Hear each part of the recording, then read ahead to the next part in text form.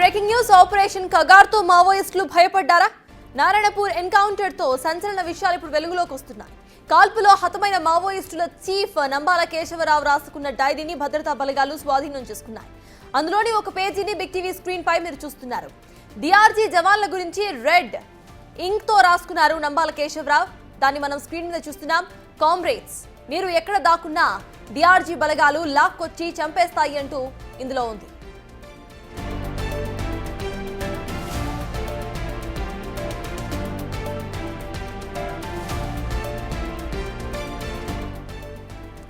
భద్రతా బలగాలు చుట్టుముట్టడంతో నంబాల కేశవరావు భయపడ్డాడా? అందరినీ చంపేస్తారని ఎందుకు రాశాడు? ఇప్పుడు ఇవే ప్రశ్నలు వినిపిస్తున్నాయి.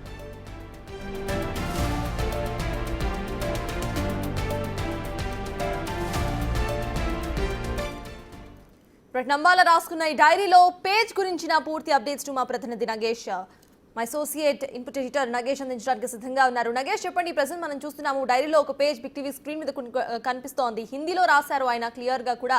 కామ్రేడ్స్, మీరంతా ఎక్కడున్నా సరే వాళ్ళంతా లాక్కొచ్చి చంపేస్తారు అంటూ కూడా రాసుకొచ్చారు. నిజంగా భయపడ్డారు అనుకోవాలా, లేకపోతే ఒక హెచ్చరిక అని అనుకోవాలా? అసలు అప్డేట్స్ ఏంటి? రెండు విషయాలు ఇక్కడ భయపడ్డారు అనుకోవచ్చు, హెచ్చరిక కూడా చెప్పినట్టుగా అనుకోవచ్చు. ఎందుకంటే 3 లేయర్ల భద్రతా బలగాలు మావోయిస్టు చీఫ్ చుట్టూ ఉంటాయి. కానీ 3 లేయర్ల భద్రతా బలగాల్ని దాటుకొని డిఆర్జీ బలగాలు, డిస్ట్రిక్ట్ రిజర్వ్ ఫోర్స్ బలగాలు మావోయిస్టు చీఫ్ని, ఇండియా మావోయిస్టు చీఫ్ని చంపేయడం అంటే మామూలు విషయం కాదు. ఎందుకంటే 4 దశాబ్దాల మావోయిస్టు చరిత్రలో మావోయిస్టు చీఫ్ ఎన్కౌంటర్ జరగడం అనేది ఇదే ప్రప్రథమం. అందులో నంబాల కేశవరావు అలియాస్ బసవరాజు మరణించడం అనేది ఇప్పటికీ మావోయిస్ట్ పార్టీ జీర్ణించుకోలేకపోతుంది.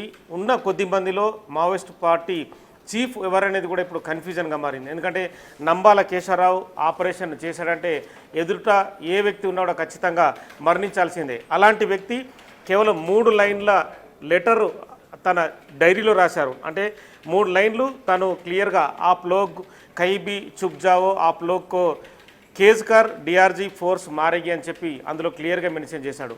డిఆర్జీ బలగాలు మిమ్మల్ని చంపేస్తాయి, మీరు దొరికితే కనుక ఖచ్చితంగా మీకు మరణం తప్పదని చెప్పి తన చివరి పేజీలో రాసిన ఏదైతే ఆ డైరీ ఉందో డైరీని ప్రస్తుతం అయితే ఛత్తీస్గఢ్ బలగాలు స్వాధీనం చేసుకున్నాయి. కానీ పూర్తి డైరీని మాత్రం బయట అయితే పెట్టలేదు. ఇప్పటికీ ఎన్కౌంటర్కి సంబంధించి బయట కూడా చాలా ఆరోపణలు ప్రజా సంఘాలు, పౌరకుల సంఘాలు రకరకాలుగా చేస్తున్నాయి. అంటే మావోయిస్టు చీఫ్ నంబాల కేశవరావుతో పాటు మిగతా 26 మందిని పట్టుకొని నిర్దాక్షిణ్యంగా కాల్చి చంపారని చెప్పి వాళ్ళంతా ఆరోపిస్తున్నారు. వాళ్ళు అంటే పడుకున్న విధానం కానీ, వాళ్ళు కళ్ళు తెరిచి ఉండడం కానీ, వాళ్ళ బాడీలపైన, శరీరాలపైన రకరకాల చిత్రహింసలు పెట్టడం కానీ అవన్నీ కూడా గుర్తులు కనిపిస్తున్నాయి. కానీ వాటికి సంబంధించిన పోస్ట్ మార్టం రిపోర్ట్ కానీ అవన్నీ కూడా భద్రతా బలగాలు కానీ ఛత్తీస్గఢ్ ప్రభుత్వం కానీ ఎక్కడ బయట పెట్టలేదు. సో ఇప్పటికైతే ఈ ఎన్కౌంటర్లో 27 మంది చీఫ్తో సహా ప్లస్ 27 మంది చనిపోయారు, 84 మంది లొంగిపోయారు, 57 మిగతా 53 మంది అరెస్టు చూపించారు. కానీ భారీ ఆపరేషన్ వెనుక భద్రతా బలగాల పక్కా వ్యూహం ఉందని చెప్పచ్చు. కర్రెగుట్టల్ని చూపిస్తూ ఇక్కడ ఎన్కౌంటర్ చేసిందనేది సుస్పష్టం. ఇందులో ప్రజా సంఘాలు కానీ, పౌరకుల సంఘాలు కానీ, మావోయిస్టు పార్టీ ఇంటర్నల్గా కూడా ఇదే చర్చిస్తున్నట్టుగా సమాచారం. ఎందుకంటే కర్రెగుట్టలకు దాదాపుగా 2000 మందికి పైగా బలగాలను పంపించినట్టుగా నెల రోజుల క్రితం చూపించారు. అక్కడ రకరకాలుగా బాంబు పేలులు జరగడం, రకరకాల వీడియోస్ని బయటకు చూపించారు. అక్కడ జాతీయ జెండాని కూడా కర్రెగుట్టలపైన పాతిపెట్టినట్టు చూపించారు. కానీ మరోవైపు ఆపరేషన్ కగార్ని కొనసాగిస్తూ నారాయణపూర్ని దాదాపుగా 20,000 మంది బలగాలు చుట్టుముట్టాయి. అక్కడ నంబాల కేశవరావు, ఎందుకంటే భారత చీఫ్గా ఉన్న మావోయిస్టు చీఫ్గా ఉన్న నంబాల కేశవరావు ఉన్నట్టుగా 2 నెలల క్రితమే భద్రతా బలగాలకు సమాచారం ఉంది. డిఆర్జీ బలగాలు కూడా ఇదే విషయాన్ని ధృవీకరిస్తూ ముందుకు వెళ్ళాయి. కానీ ఈ ఆపరేషన్ ఎక్కడా కూడా కనీస సమాచారం బయటకు తెలియకుండా పెద్ద ఎత్తున ఆపరేషన్ నిర్వహించారు. ప్రతి చోటుని దాటుకుంటూ, ఎందుకంటే పూర్తిగా అటవీ ప్రాంతాన్ని దాటుకుంటూ డ్రోన్ల వినియోగాన్ని చూపిస్తూ నంబాల కేశవరావు ఉన్న ప్లేస్ని కనుగొనగలిగారు. ఈ క్రమంలోనే నంబాల తన చివరి పేజీని రచించాడు. అది కూడా రెడ్ మార్కుతో, అంటే రెడ్ ఇంకుతో రచించాడు. ఖచ్చితంగా చావు తప్పదు, మీరందరూ చావు నుంచి బయటపడడానికి ప్రయత్నం చేయండి, ఖచ్చితంగా డిఆర్జీ బలగాలు అందరినీ చంపేస్తాయని చెప్పి తన చివరి పేజీలో 3 లైన్లను మాత్రము బయటకు ఆ డైరీ బిగ్ టీవీ సంపాదించింది. ఆ 3 లైన్లు మాత్రం ప్రస్తుతం సంచలనంగా మారాయి. ఎందుకంటే తను ఎన్ని రోజుల ముందు డిఆర్జీ బలగాలకు భద్రతా బలగాలకు పట్టుబట్టడానికి మాత్రం సమాచారం లేదు. అంటే ఒక 4-5 రోజుల ముందే చుట్టుముట్టి వాళ్ళందరినీ అదుపులోకి తీసుకుంటున్నట్టుగా తెలుస్తుంది. వాళ్ళ నుంచి చాలా సమాచారాన్ని సేకరించినట్టుగా తెలుస్తుంది. ఎందుకంటే ఇప్పటికీ భారత మావోయిస్టు పార్టీని నడిపించడానికి కేవలం 16 మంది నేతలే మిగిలి ఉన్నారు. అందులో మల్లోజుల వేణుగోపాల్ లాంటి వాళ్ళు, కొంతమంది అంటే కరీంనగర్ జిల్లాకు చెందిన 5-6 నేతలతో పాటు ఛత్తీస్గఢ్ అలాగే మిగతా మహారాష్ట్రకు చెందిన మరో 2-3 నేతలే ఇప్పుడున్న పరిస్థితి. వాళ్ళందరూ మావోయిస్టు పార్టీని ఎంతవరకు ముందుకు తీసుకెళ్తారని మాత్రం ఇప్పటికి కూడా ఒక కన్ఫ్యూజన్ అయితే కొనసాగుతుంది. నెక్స్ట్ చీఫ్ మల్లోజుల వేణుగోపాల్ అన్న ప్రచారం కూడా ప్రస్తుతం మార్కెట్లో ఉంది.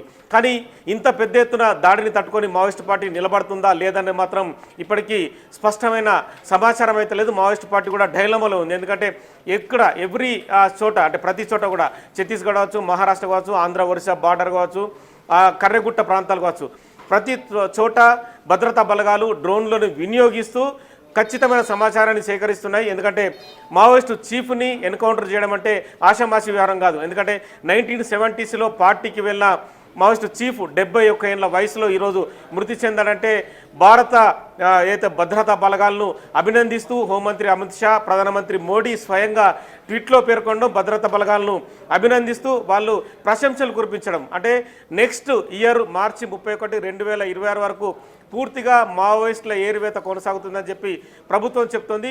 మరోవైపు అంటే ఈ వాటర్స్ను చూస్తే కనుక ఖచ్చితంగా మావోయిస్టు పార్టీ చీఫ్ కానీ మావోయిస్టు పార్టీ భయపడ్డట్టుగా తెస్తుంది. ఎందుకంటే గత 4 రోజుల కాలంగా శాంతి చర్చలకు సిద్ధంగా ఉన్నామని చెప్పి వాళ్ళు ఒక మెసేజ్ పంపిస్తున్నారు.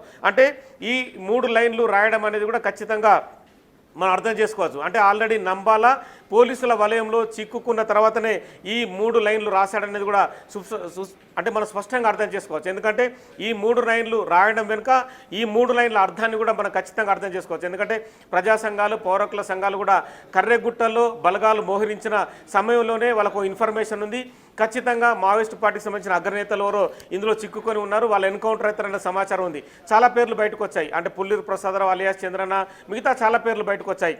కానీ వాళ్ళందరూ ఎన్కౌంటర్ కాకుండా కేవలం డైరెక్ట్గానే భారత మావోయిస్టు పార్టీని నడిపే చీఫ్నే ఎన్కౌంటర్ చేయడంతో ఇవన్నీ కూడా ఖచ్చితంగా అబద్ధాలన్నీ కూడా నిజాలయ్యాయి. వాళ్ళు ఆ చర్చలకు ముందుకు వచ్చామని చెప్పుకొచ్చారు. అంటే మావోయిస్టు పార్టీ నుంచి కొంత సమాచారాన్ని బయటకు లీక్ చేసి నంబాల కేశవరరావు ఖచ్చితంగా బలగాల మధ్య చిక్కుకున్న తర్వాతనే శాంతి చర్చలకు ప్రతిపాదనకు ముందుకు తీసుకొచ్చినట్టుగా తెలుస్తుంది. కానీ జనరలీ చీఫ్స్కి చాలా వరకు సెక్యూరిటీ ఉంటుంది. ఆ సెక్యూరిటీని దాటి ఇటు ఫోర్సెస్ ఆయనను హతమార్చాయి. అయితే అసలు ప్రెజెంట్ అంటే కామ్రేడ్స్ వైపు నుండి మనం చూసుకున్నాం, మావోయిస్టుల వైపు నుండి మనం చూసుకున్నాం, వీళ్ళంతా నెక్స్ట్ స్టెప్ అసలు ఎలా తీసుకునే అవకాశం ఉంది అనుకోవాలి? చీఫే చనిపోయారు కాబట్టి ఆ తర్వాత వీళ్ళు లొంగిపోయే అవకాశాలు ఎక్కువ ఉన్నాయి అనుకోవాలా, లేకపోతే ఇంకాస్త జాగ్రత్తగా ఉంటారు అనుకోవాలా? అంటే మిగతా అంటే అగ్రనేతలు ఎవరైతే ఉన్నారో మల్లోజు వేణుగోపాల్తో పాటు ఇంకా 16 మంది అగ్రనేతలు మావోయిస్టు పార్టీని నడిపించడానికి ఎంతవరకు ముందుకు వస్తారనేది మాత్రం ఖచ్చితంగా అది ఒక ఆన్సర్ లేని ప్రశ్నగా చెప్పవచ్చు. ఎందుకంటే ఇప్పటికే 3 రోజులైంది మావోయిస్టు చీఫ్ ఎన్కౌంటర్ తర్వాత మావోయిస్టు పార్టీ నుంచి కూడా స్పష్టమైన ప్రకటన రాలేదు. కేవలం ప్రజా సంఘాలు, పౌరకుల సంఘాలు మాత్రం బయట ఆందోళన చేస్తున్నాయి. వీళ్ళందరినీ పట్టుకొని హింసించి కాల్చి చంపారని చెప్పి హైదరాబాద్లో అంబేద్కర్ విగ్రహం దగ్గర కావచ్చు, మిగతా తెలంగాణ రాష్ట్రంలో, ఆంధ్రప్రదేశ్ రాష్ట్రంలో రకరకాల సంఘాలు కూడా ఆందోళన చేస్తున్నాయి. కానీ ఖచ్చితంగా ఎవరు కూడా ప్రభుత్వం పైన ప్రెషర్ తీసుకొచ్చి శాంతి చర్చలకైతే ముందుకు వెళ్ళే పరిస్థితి కనిపిస్తలేదు. ఇక్కడ హైదరాబాద్లో అంటే తెలంగాణలో మాత్రం మంత్రి సీతక్క కావచ్చు, ముఖ్యమంత్రి రేవంత్ రెడ్డిని కలిశారు. ఆపరేషన్కు సంబంధించిన కగారును నిలిపేయాలని చెప్పి వీళ్ళు కూడా లెటర్స్ని కేంద్రానికి పంపించారు. కేంద్రం మాత్రం ఏ రాష్ట్రంలో ఏ విజ్ఞప్తిని కూడా పరిగణలోకి తీసుకోవడం లేదు. ఆపరేషన్ కగారుని ఖచ్చితంగా కొనసాగిస్తామని చెప్పి హోంమంత్రి Amit Shah Maoist chief encounter తర్వాత డైరెక్ట్గానే ప్రకటించారు. ఈ శాంతి చర్చల ప్రతిపాదన అనేది ఎక్కడా కనిపించడం లేదు. ఇక నెక్స్ట్ లెవెల్లో మావోయిస్టు పార్టీని నడిపించే నాయకుడు కనుచూపు మేరలో కూడా కనిపించడం లేదు. మరి అందులో ఉన్న నాయకులు కూడా సమావేశం జరగడం అనేది కూడా సమస్యాత్మకంగా కనిపిస్తుంది. ఎందుకంటే ఒక పార్టీ బ్యూరో మీటింగ్ జరగాలంటే ఖచ్చితంగా వాళ్ళకు సేఫ్ ప్లేస్ కావాలి. ఆ సేఫ్ ప్లేస్ కూడా భద్రతా బలగాలకు దొరకకుండా ఉండాలి. ఇప్పటికే భారీ ఎత్తున భద్రతా బలగాలు ఏ రాష్ట్రంలో మావోయిస్టు పార్టీకి సంబంధించిన ఆనవాళ్ళు ఉన్నాయో ప్రతి చోట డ్రోన్ల వినియోగం చేస్తుంది. అక్కడ ఖచ్చితంగా నిఘాని ముమ్మరం చేసింది. ఈ క్రమంలోనే ఈ ఎన్కౌంటర్ తర్వాత నెక్స్ట్ చీఫ్ అనేది కూడా ఇప్పట్లో ప్రకటించే అవకాశం అయితే కనిపిస్తలేదు. మరి ఆ అభయ్ నుంచి కానీ మిగతా రాష్ట్ర కమిటీ నుంచి కానీ ఏదైనా లెటరు ఆ ఎన్కౌంటర్కి సంబంధించి బయటకు వస్తే మాత్రం మావోయిస్టు చీఫ్ వాళ్ళకి ఏమైనా సమాచారం ఇచ్చాడా, లేదంటే వాళ్ళ నుంచి ఇంకా మిగతా అంశాలను ఏమైనా పేర్కొనడం మాత్రం మావోయిస్టు పార్టీ నుంచే ఒక లేఖ బయటకు వస్తే కొన్ని విషయాలు బయటకు వచ్చే అవకాశం ఉంది.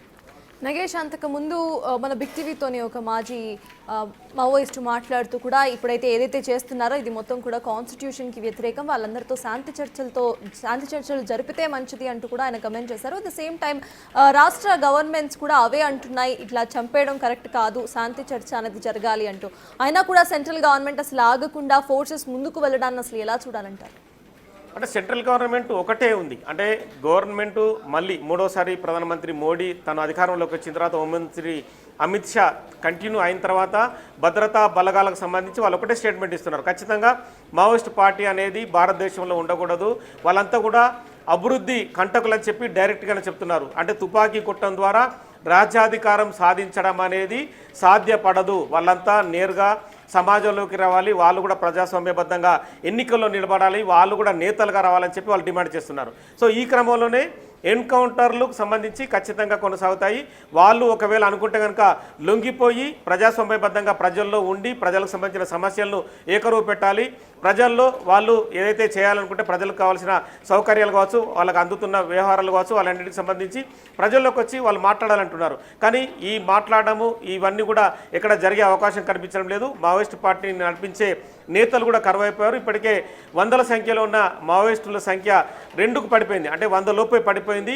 ఇక కొత్తగా వెళ్ళి అందులో జాయిన్ అయ్యి తుపాకీ పట్టుకొని ప్రభుత్వాలపైన పోరాడదామని చెప్పే వాళ్ళు కూడా కనిపించడం లేదు. ఎందుకంటే వారం రోజుల క్రితం జరిగిన ఒక ఎన్కౌంటర్ కూడా చాలా వరకు భయభ్రాంతులకు గురయ్యే పరిస్థితి. ఎందుకంటే చందు అలియాస్ రవి అతను కూడా ఎంబీబీఎస్ చదువుకొని ములుగు జిల్లా నుంచి కూడా మావోయిస్టు పార్టీకి ఆకర్షితుడై వెళ్ళాడు. తదుపరి వారం రోజుల క్రితమే ఎన్కౌంటర్ అయ్యాడు. ఇందులో చాలామంది నేతలు కూడా, అంటే నంబాల కేశవరావు నడిపించినంత ఆపరేషన్ ఏ నేత కూడా నడిపించే పరిస్థితి కనిపించడం లేదు.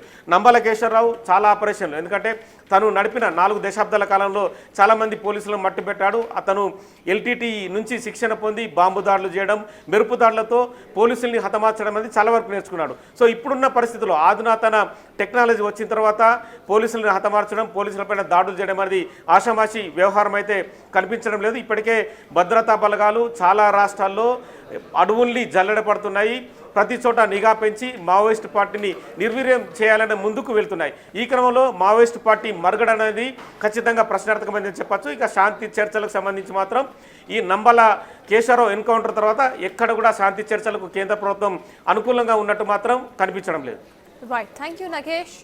సిఎస్ అది ఆపరేషన్ కగార్కు సంబంధించిన అప్డేట్స్. అసలు ఆపరేషన్ కగార్తో మావోయిస్టులు భయపడ్డారా, లేకపోతే అది ఒక హెచ్చరిక లాంటి లెటర్ అనేది అర్థం కాని పరిస్థితి. కానీ ప్రెసెంట్ మరి శాంతి చర్చలకు సెంట్రల్ గవర్నమెంట్ ముందుకు వస్తుందా, లేకపోతే ఆపరేషన్ కగార్ను ఇలానే కంటిన్యూ చేస్తుందా అనేది కూడా వేచి చూడాలి.